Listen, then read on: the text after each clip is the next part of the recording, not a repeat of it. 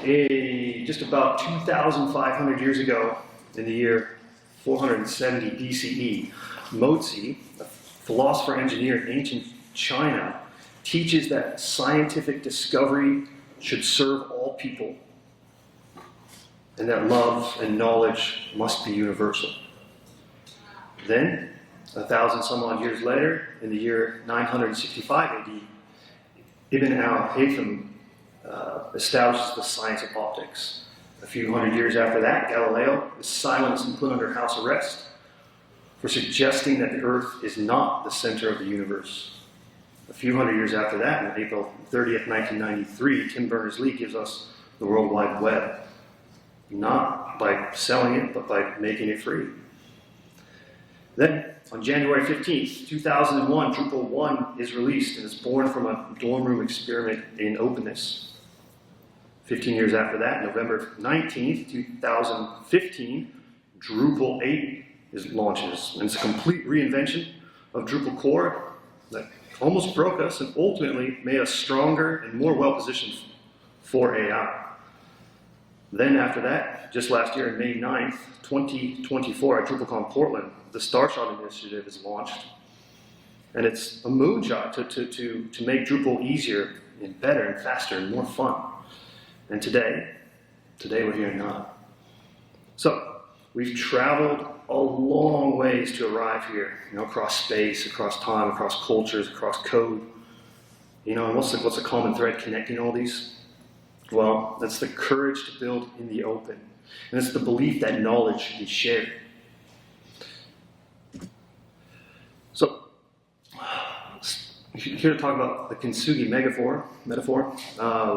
Some of you already know Kintsugi very well, but for others, let me explain what I mean. Kintsugi is a Japanese art of repair. So when a precious ceramic bowl breaks, you don't throw it away. You carefully join the pieces together using lacquer mixed with gold powder, and the cracks do not disappear. In fact, they become more visible. And what started out as a broken bowl now becomes something more beautiful and more redefined by its cracks. And I love that image, right? Like, Kintsugi is a form of repair, and it tells us that broken is not the end, and it tells us that repair can make us stronger. And our history is Drupal. Even though the painful parts and focusing only on the Drupal experience and the market shifting, and now we need to make it easier, and the painful experiences of Drupal 8 migrations, that's part of our history. Is what makes it beautiful. Now, before we go any further, just let me quickly introduce myself. My name is Dallas Ramsden, and for the past 17 years, Drupal has been my passion. It's been my craft, a little bit of my calling, and it is a way to enable others. I've used Drupal to do that. And I've worked as a senior Drupal developer, an educator, content creator, and I've had the privilege of creating Okinawa's Drupal immersion video courses. And those courses now have tens of thousands of enrollees, and the videos themselves have been watched tens of thousands of times more. And those courses have been translated into Japanese, and actually one of the earliest students of those early Japanese versions of the courses is here today somewhere, Takahiro-san, and he's now an organizer of DrupalCon, which I think is really fantastic. So thank you, Takahiro-san. Where am I at? So today I live in Okinawa, Japan, and I work for the Okinawa Institute of Science and Technology, and using Drupal to support cutting-edge scientific research and education and innovation. And so when I talk about science, culture, and community, I'm not speaking as an outsider. This is something that I live and do. And so today I'd like to explore what it could mean to treat Drupal and the open web a little bit like that Kintsugi bowl. And so yes, we have cracks in our technologies, in our processes, in our history, but instead of hiding them, let's repair them together with care and with something beautiful. So let's take the time to consider what Drupal as Kintsugi for the web could look like. So let's start with one of those dates, November 19th, 2015. It's the launch of Drupal 8, and for many of us that was a technical triumph. right? It was modern architecture was brought into Drupal core, object-oriented code, better multilingual support, configuration management, and it positioned Drupal as a serious enterprise-grade software for the next decade. But if we're honest, it felt like a crack. Upgrading from Drupal 7 to Drupal 8, and even Drupal 7 to modern Drupal, right? It's not a gentle step, right? It's a leap of migrations. It's a lot of discussions with your clients. They're like, well, let's upgrade Drupal. About clients complaining about budget, things like that nature. Developers spent a lot of time, burned a lot of weekends updating the code and trying to understand the new system of Drupal. And a lot of people new to Drupal, or even Drupal 7 developers familiar with Drupal 7, are like, hey, is this new version of Drupal, is it really for me? Is it for me, small individual agencies or individual contributors, or is it for big enterprise budget clients? Excuse me. So with Drupal 8 and modern Drupal, we gained a lot of power, but we also gained a lot of distance from beginners to experts. So also those cracks are not just purely in the code or in technology itself. They were also in our human infrastructure. So maintainers of modules and themes were carrying too many issues, and community leaders were juggling jobs, families. COVID got in the mix, and just a lot of confusion, a lot of tension, and a lot of people quietly started stepping back. They're tired, and many just left Drupal because they couldn't keep up. So, if Kintsugi teaches us anything, it's that a crack is not the end of a story, right? It's a moment of truth, and we either pretend that the crack isn't there, or we repair it with care and with honesty, and we make something more beautiful. And so now, with modern Drupal, how do we repair? What do we rebuild, and who do we rebuild it for? And to answer this, I want to take us much back further in time to some of the earliest people who tried to create a method for finding truth. So earlier I mentioned Mo Tzu and Al Haytham. You might be thinking, why we're at DrupalCon, why we're talking about ancient scientists. Well, there's a simple reason. It's because science is the ultimate open source project, right? Science is a way for many people to test ideas, to share results, and build on each other's work over time.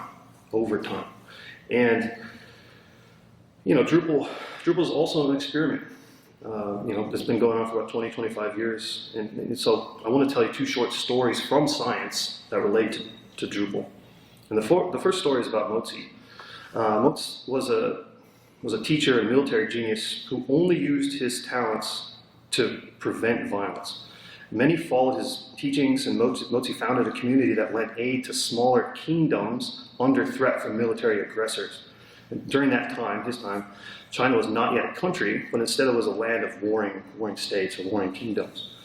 And he was legendary for traveling from kingdom to kingdom, employing strategies to talk kings out of going to war.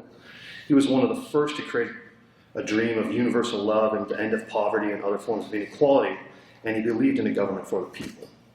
Now, Mo Tzu had a principle which asked a very modern question: how do we decide if an idea is good? And he proposed three tests. And the three criteria basically: take an idea, take a practice, take an idea or a view, and assess it under these three tests. Right? First, test this idea based on its history and its basis, and then take that idea and assess it based on the experience of the common average person, which is called as evidence, and assess the idea's usefulness by applying them. And so if an idea failed any one of those tests, Mo Tzu argued that it was not a good idea.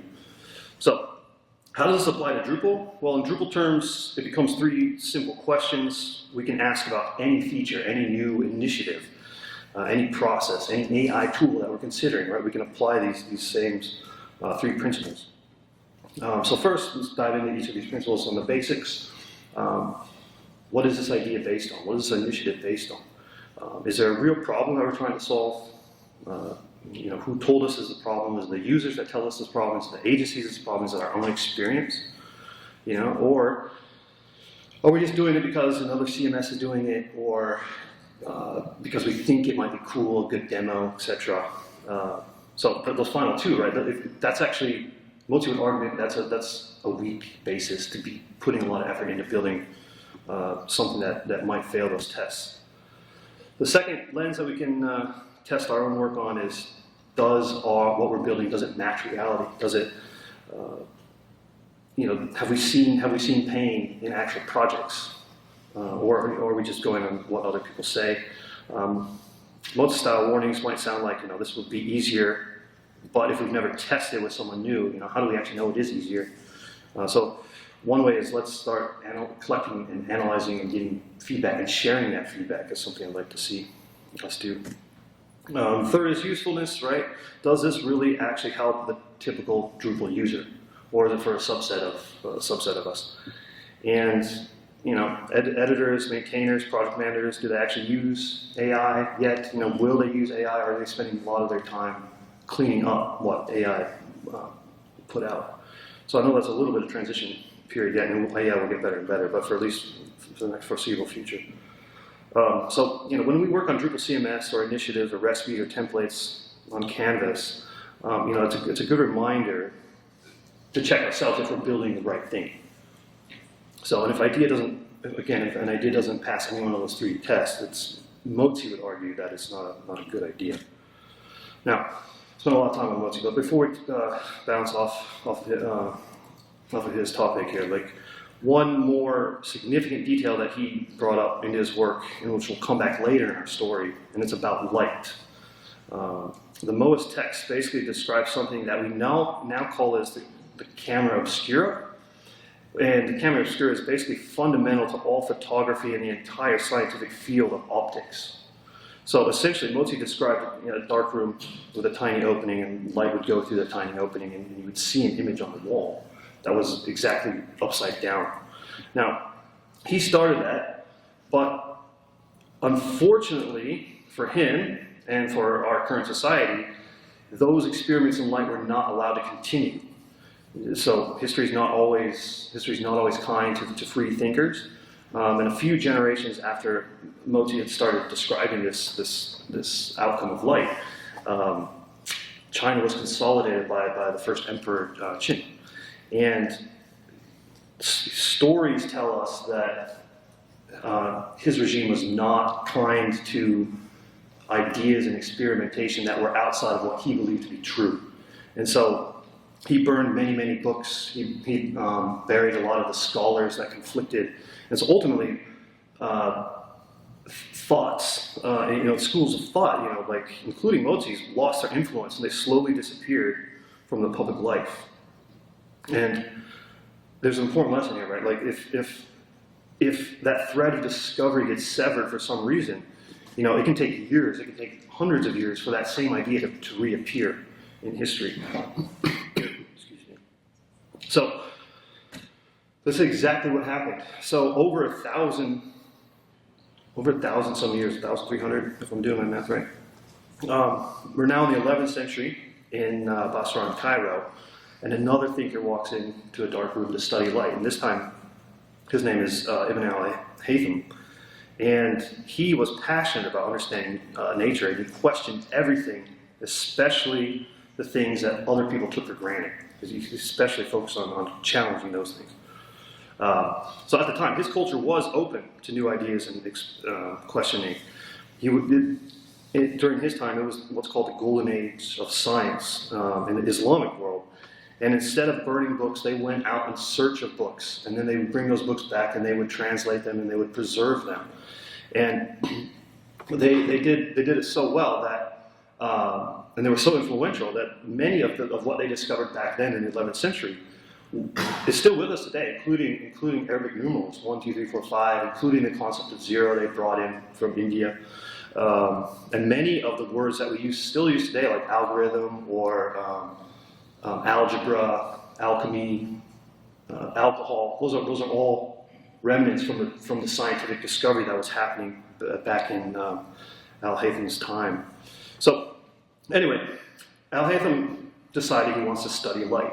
And so he went in and he recreated the, I don't know if by accident or not, but right, he recreated 1,000 years later what Mo Tzu had been doing. But now instead of just describing the camera obscura, he actually created a method. He created a method of experimentation. And he famously had the passage, the seeker after truth should not simply trust the writings of the ancients, but should question them and even suspect himself so that he does not fall into prejudice or easy answers. So in simple words, he was saying, don't trust any old books or any old approaches, don't trust anything new, don't trust yourself, test everything. And ultimately, his writings became known as what's now called the scientific method. And the scientific method itself has been, just extremely transformative in our society. And so how can Drupal apply this? That's what I'm trying to ask here. So one thing we need to do is we do need to test, and but we need to share. I'd like to see us share our findings more, so that we can figure out how are people using Canvas, how are people using site templates, what do we need to build, and how can we learn from each other more. So let's keep our knowledge open, and let's do more testing of user experience to see if we're in alignment with what we actually need. Because for the 20 years or so, our community has been running a global experiment. We try things, we test things in modules, recipes, in templates, user experience, and governance. And some experiments, like the evolution of Drupal 8, were painful, but we keep going as a community because we believe in openness, we believe in community, we believe in collaboration, and we test assumptions. We challenge old patterns. So if, for example, if Drupal 8 broke the normal of Drupal and showed us the cracks, and science reminds us how we can learn from them, what does repairing these cracks in Drupal actually look like? So remember, in Kintsugi, you do not throw away the bowl, you keep the same bowl, and you carefully reconnect the broken pieces with something precious, like gold. So in Drupal, Kintsugi repair means the same thing. We keep our strengths, we keep our community, but we change how people start. We change how they build, and we improve how they contribute. And that's what's happening now with the Starshot initiative and the Drupal CMS 2.0, which will be released soon. So at DrupalCon Portland, right, remember we launched the Starshot initiative, and now we can think of Drupal CMS as a new experiment. What happens if we take everything Drupal already does well and then carefully repair and rebuild the cracks to make it easier to start and make it easier to build with Drupal CMS. So we're not throwing away the old Drupal, but we're making it a better, more beautiful version of Drupal. So let's take a look at some of these Kintsugi threads, these cracks. So the first thing is the recipes and site templates. So for many years, I'm sure many of you know, right, you go through the installer and you end up with a pretty much empty site, right? And just even to get to that installer, many times it was difficult before DDev came along, quite challenging to actually demonstrate Drupal. So a lot of that is changing. Recipes are essentially wisdom. They're an encoded wisdom, so they're a collection of configuration of modules and configuration and standard practice. And site templates take that a step further. They take recipes, the concept of recipes, and they make it so that when the user says they want, a SaaS product or the upcoming, a page for nonprofits, they click that on the install button. And I wish I had a demo. Sorry, I didn't have time to make one, but when at the end of the installation process, you have a site with sample content. You have a site with sample layouts that you can use to build the site that you want. You no longer start from zero with Drupal CMS. Now, also Canvas, right? For a long time, I'm sure you know, building pages in Drupal is not super easy, not super enjoyable. But now with Canvas, right, it basically allows the designer and the marketer to basically have fun and create the web that they want. The experience of Canvas allows you to take and say, I want a hero image there, and I want 2-column layout of text here, and a call to action button up there, right? And you can actually kind of vaguely see what the page is going to look like to the end user. And the Kintsugi goal here with Canvas is essentially shared creativity, right? We're allowing people to be creative and we're sharing in that process. So another thing I'm personally excited about, easier starts. So again, one of the challenges of the learning curve of Drupal has historically been really tough to install Drupal locally. So when you're talking to youth, right, for example, high school students or even university students, right, it's not, or anyone who has an interest in developing Drupal, it's not super easy. And one of the ways that the Drupal community is trying to address that is by creating a installer, I believe, a Drupal CMS installer. I'm not sure exactly what it's called. But ultimately, you download the package, you install it, and then it runs the server and the database behind the scenes, and this makes it super easy for that person to then go and install one of these Drupal CMS templates, like Byte, the SaaS, which is the SaaS demo site is called Byte, B-Y-T-E, and there's another one coming up soon. But it allows the learner to, it's like a welcome mat. Hey, come in, try Drupal, try to break things. So you don't need to know every single internal aspect of Drupal to use Drupal with these new initiatives. A fourth theme that I think we're really good at, and it's going to become important to us very soon here, if not already, is AI as an apprentice. And we'll go more deeper into AI here in a minute. But with AI, we have the ability to create page layouts through Canvas, and we have the ability to generate content. There's a context control center that Dries hinted at earlier today, and it's talked about in Vienna. And that control center allows you to make sure that AI understands your brand, your messaging, your value, your key facts. We have AI agents that we can run within Drupal now that look out for outdated content and will flag outdated content and make suggestions on outdated content, things like that. But in all this, AI is treated as the helper, right? AI makes suggestions, and we accept that. We'll come back to that again. Now, the invisible goal too is our processes and our people here. So the Starshot Initiative, the Starshot Initiative is also about better documentation, cleaner contribution paths, healthier expectations from maintainers, right? We need to address burnout. Better onboarding for new contributors. And so these things like this nature, the soft features of Drupal in our community don't necessarily show up on a feature sheet, but they are part of the Kintsugi, right? Tools are only as good as the community that use those tools. And so that brings me to something very personal, right? So just a few months ago, before this DrupalCon, I moved here to Okinawa to join the Okinawa Institute of Science Tech. And I kind of knew in a vague way that Okinawa had experienced terrible fighting in the war, but I didn't yet understand how present that history still is for the people who live there. And so June 23rd is Ire no Hi, or English Okinawa Memorial Day, and it marks the end of the Battle of Okinawa, where over 200,000 people perished, including a significant large number of civilians and many of them children. And so to help with the OIST community, the campus puts on an annual Okinawa Memorial Day lecture every year. And so not long after I had arrived, still slightly jet lagged, I sat in that OIST auditorium for the lecture. And people from the local village stood on stage and shared their stories and their living testimonies, and they talked about their families and talked about the battle and hiding in caves and losing loved ones, and yet somehow rebuilding life afterwards.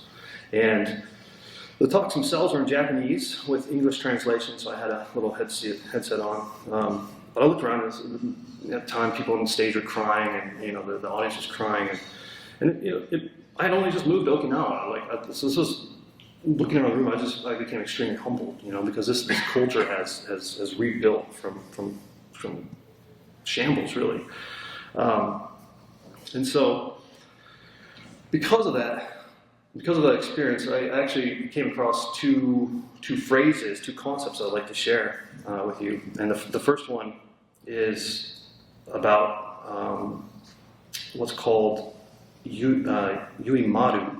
And yuimaru literally means a circle of mutual help. So it's essentially you help your neighbor with your small repairs or your child care, or in my case, translating documents, and you do it not as an expectation to get repaid back, but you do it because that's what you do. You help other people, and it's really fascinating because it's very prevalent, very prevalent in Okinawa. The second word is shampuru, which literally means mixed. And you think of mixed like a stir fry. And Okinawa definitely has been a place of cultural mixing. Right? Historically, it was its own kingdom, but it had a lot of influence from Japan, had a lot of influence from Japanese, a lot of cultural influence from Southeast Asia.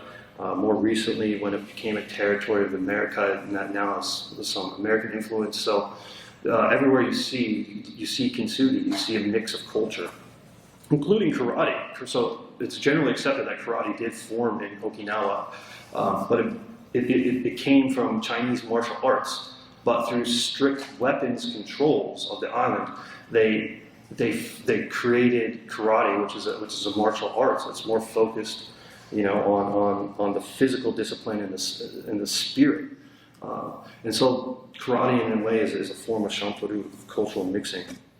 So when I look at Drupal, right, I see yuimaru and shampuru everywhere. So we're also mixed. We have developers, we have marketers, we have executives, we have students, we have testers, we have documentation writers, different languages, different cultures. And it works with Drupal because of our own kind of yuimaru, which we help each other without expectations. And that appears, in code sprints, that appears in BOFs, it appears in conferences like this. It appears in helping your colleagues, and we share care not only with what we build, but we help them, we hold them up as we build together. And I think that's beautiful, and I think it's this kind of approach that's going to make us successful as one of our next challenges comes along, which is the AI storm that's been referenced here. So. Earlier today, Dries mentioned the AI storm, and he was referencing his talk at Vienna, so I won't repeat a lot of his words here, but, like AI, if we're honest, is, at this point in time, for many of us, is kind of overwhelming. It is kind of exhausting, right? But it is kind of exciting. And how can we as a community go into this storm? How can we lean into it, like Dries said earlier? One play, I'm going to hit myself here, but AI is changing behaviors. In reference, a lot of times you'll Google a search, you do a Google and you get the summary of what you want. You actually don't click. You don't need to. So what does that mean? What does that mean for Drupal? What does that mean for us? What does it mean for the web experience? What does it mean for the open web? So good news, right? Again, this is referenced by Dries, but AI systems need structured content. They need sources of truth, and so our websites are not going to go. We're not going to go away, right? In fact, they might become even more valuable. We just have to figure out how to provide that value more efficiently, both as a technology and as a community. How can we go into the AI storm? And as we do that, right, we're going to encounter a lot of questions, and I think we can be on the shoulders of philosophical giants, ethical giants. How can we make the right decisions as we go forward and build tools for the AI and the open web? Like, how do we make sure we're building the right thing? And again, the principles that Mo Tzu taught or start, the concepts of shampuru and yuimaru will come in very useful. In fact, recently, the Drupal Association, I don't know if it's recent or not, but there is a open web manifesto that the Drupal Association has put out, and it's our guiding principles for how to maintain open access, free expression, digital inclusion on the web. And so we're very lucky as a community to have those guiding principles to help us. So, that's kind of what I talked about, right? So when we have these challenging questions, these ethical dilemmas that we come across, and we will come across them in our community, how can we go forward with doing what's right? And we can refer back to the ancient wisdom of science and the ancient wisdom of past philosophies. So, talked a little bit about that, Kintsugi through the web, and so now you're also a part of this story. Maybe you write code, maybe you design, maybe you test, translate, organize Drupal conferences. Maybe this is your very first DrupalCon. I saw a few of you have the first time, so thank you and welcome. So, what can you do this week? What are some things that you can do right now while you're not up? Well, the first thing is talk to people, right? Get to know your neighbor. Ask them, what are you working on? What problems do you have? How can I help? And start conversations and help your neighbor. And together we can form valid, good, correct software. So talk to people. Second is join the contribution sprint. I was really happy to hear, over 50% of us have signed up for the contribution sprint, and that's in a couple of days on Wednesday. Excuse me. And go there. So if you're considering going, I would encourage you to do so, because you don't have to contribute code. You can contribute ideas. I think AI is going to be used this way, and we can start discussions. Same thing with birds of a feather. That's what they're there for, those sessions.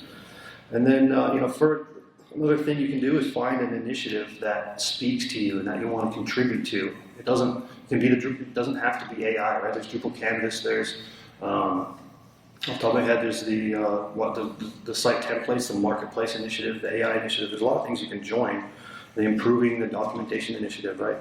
So whatever you think you feel you'd be valuable at, go and help and have those conversations, because together we can be stewards of the open web in the coming days. So thank you for your help. Thank you for the help you will do. Thank you for the work, and thank you for being here. ありがとうございます。